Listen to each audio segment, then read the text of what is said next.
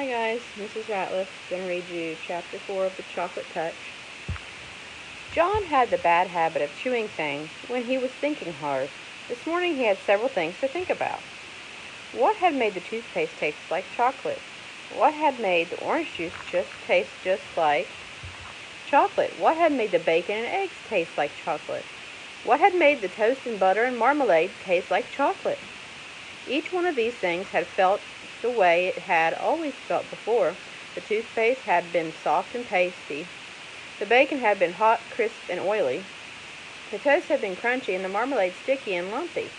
But everything had tasted like chocolate he had eaten in the bed last night.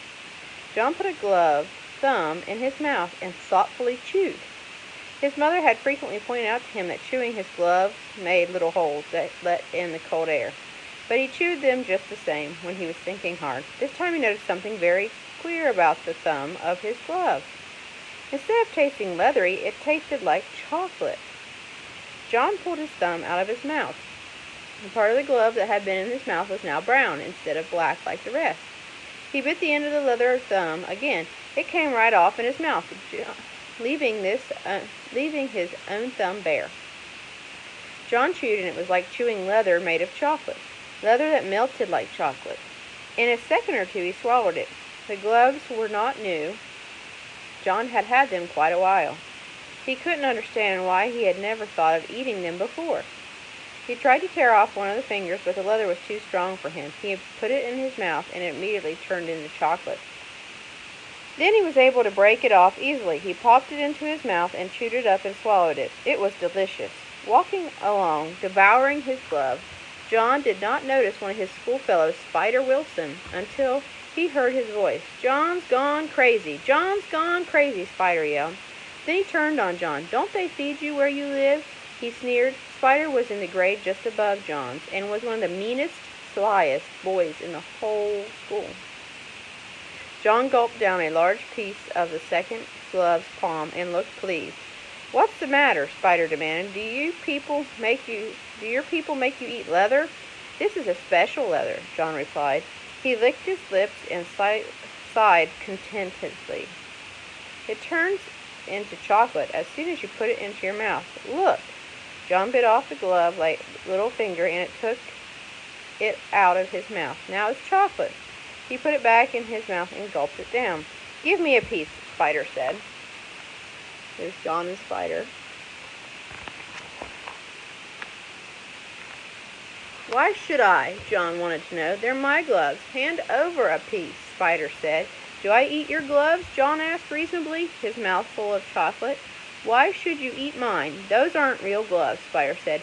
"Whenever one person has candy, he has to share it with the others. That's the club rule." "What club?"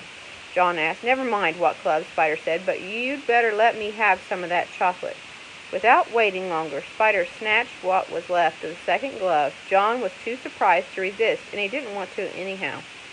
He had a feeling that he'd had enough chocolate for a while. He was getting a bit thirsty. Spider ran only a little way ahead when he saw that John wasn't going to fight to get it. The glove back, he started to eat his prize. He stuffed the leather into his mouth and took a big bite. Spider stopped short in his tracks. He frowned a bit, deep into the leather again. Disgusting! It tasted worse than just leather. It tasted like leather with which a boy had made mud pies and snowballs and patted old dogs. John thought perhaps he might be getting late for school, so he started running. He left Spider Wilson spitting the soggy remains of the glove into the gutter. Still giggling to himself about the defeat of the enemy, John walked between the great stone pillars at the entrance of the school grounds. He had gone no more than halfway to the main building when he heard Susan Buttercup calling him. She was standing near the jungle gym with some of her friends. "I've got something to show you, John," she shouted. As she came running to meet him, he could see that she was waving something in her hand that flashed as it caught the rays of the sun.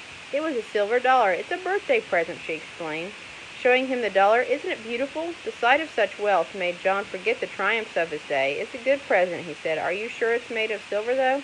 I once got a whole bag of gold coins in a Christmas stocking, only they were chocolate coins covered with gold paper."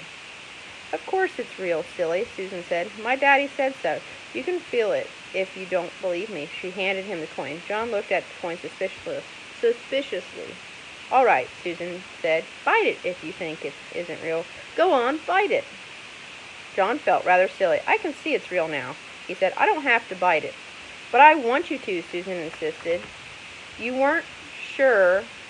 Well, make sure. That's what they always do on television when a cowboy wants to make sure a dollar is real. He bites it. John put the dollar about halfway into his mouth and reluctantly bit it. His teeth went right through the coin. The part that had passed between his lips was hard but sweet chocolate. Susan could hardly believe her eyes. She had given John a complete circle of silver. He sadly handed her back a crescent. John didn't know what to say. Susan couldn't speak. Tears trickled down her cheeks, like rain down a window pane. She looked at the piece of dollar in her hand. She looked up at John, whose face was red with embarrassment. John Midas, Susan blurted out at last, I hate you. She turned and ran away before John could think of anything at all to say. All right. Tears trickled down her cheeks like rain down a window pane. What kind of figurative language is that? Also, what did John notice about his glove in his mouth versus Spider's mouth? And do you think that this thing that's going on with him is a good thing or a bad thing? So those are your questions for today. See you next time.